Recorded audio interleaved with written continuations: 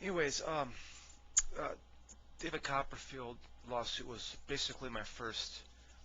There was another lawsuit that was almost the same time, but we'll just consider um, David Copperfield as my uh, first case. And I alleged that he was using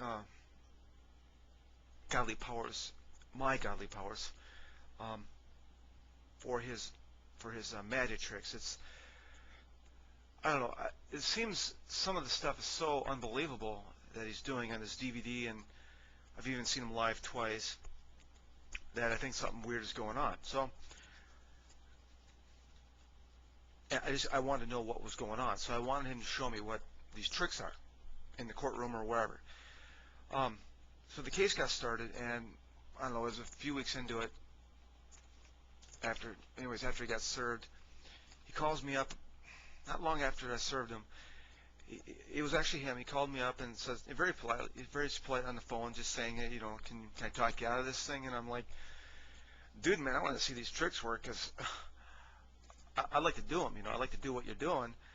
Um, and he says, you can't do what I do. And I say, well, I would just like to see how you do it so that I understand, and I'll just, drop the case if it's regular crap, right? And he was very polite. I said very politely, he didn't want to do that, and I said, then I can't drop the case, and he hung up. And within a half an hour, my psychic senses were telling me that some thugs of his were trying to kill me from outside my apartment complex. So, anyways, just again, this happens a lot, so I didn't really think a whole lot of making a stink in the courtroom at the same. I didn't allege anything during the lawsuit. I made this allegation in the second lawsuit that I filed on him, which was like a year or two, about 2 years later, in 2007. The first one was 2005. Anyways, from the 2005 case, what came of it was simply it got dismissed right away. Basically, the judge, it's me against an attorney, and it's basically the attorney says, "Hey, we'd like to get this dismissed because we're we and Chris is a peon," and it got dismissed. But in the process, there was in the motion to dismiss, there was statements said that there's no known cause for the usurpation of godly power. So what that means is there's no known cause for the stealing of godly power. So what was nice to know is that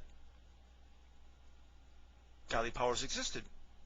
He has them, and they don't know why it's usurped, why the stealing occurs. So I use this for my patent. Now, the way these lawyers sort of word their stuff, it is there's no known cause for the lawyers. They don't have to acknowledge anything that I do. Okay, they don't have to acknowledge a word I say. They just simply have to say, "Judge, we want this dismissed. Make it so," and the judge dismisses it. So any information I get from the defense is actually quite informative. So, again, I used it as information of evidence that godly powers are in use and they're mine.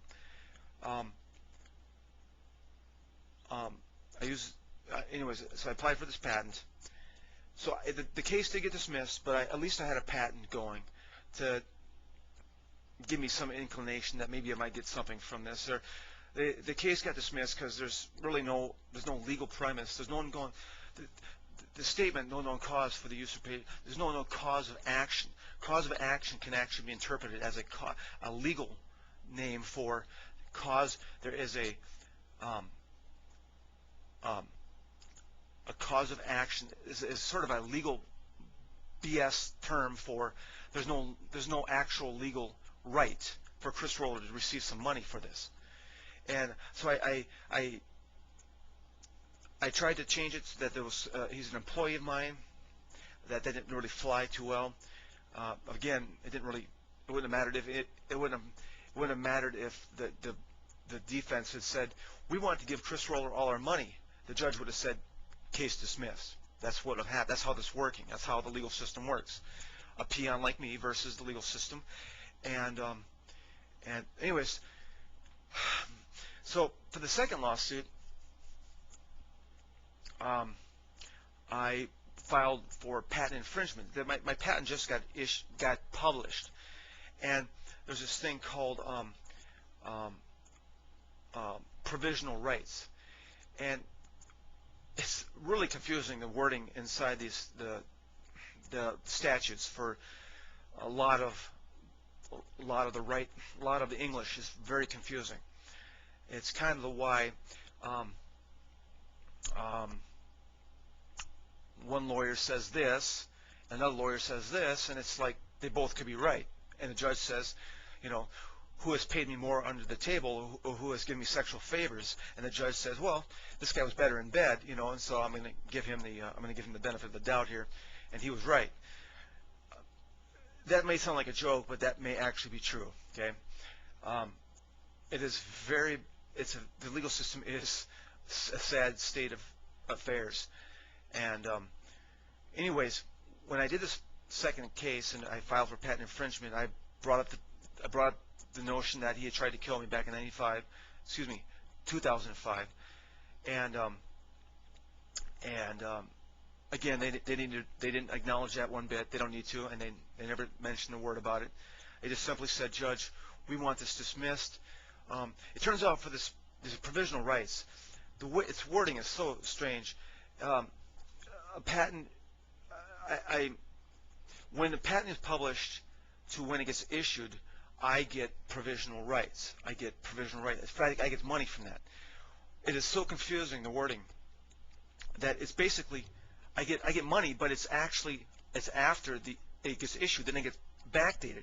The money gets backdated, and this is hardly ever said in there. It's very confusing, and I'm pretty sure I read pretty well. In fact, even when I brought up this provisional rights, the opposing lawyer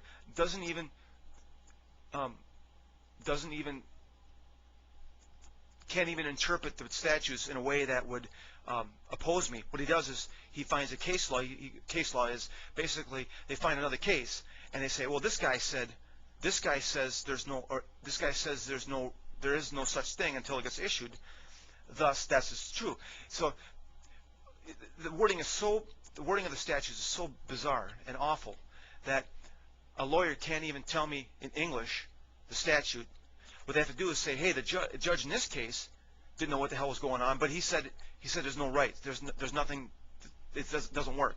Thus, I get nothing. And it still is confusing to this day. But I realized that I was in error. It's actually after it's issued that I get backdated money. It's basically an type of infringement, but it's basically backdated. It's only available after it's issued, but the wording is so awful.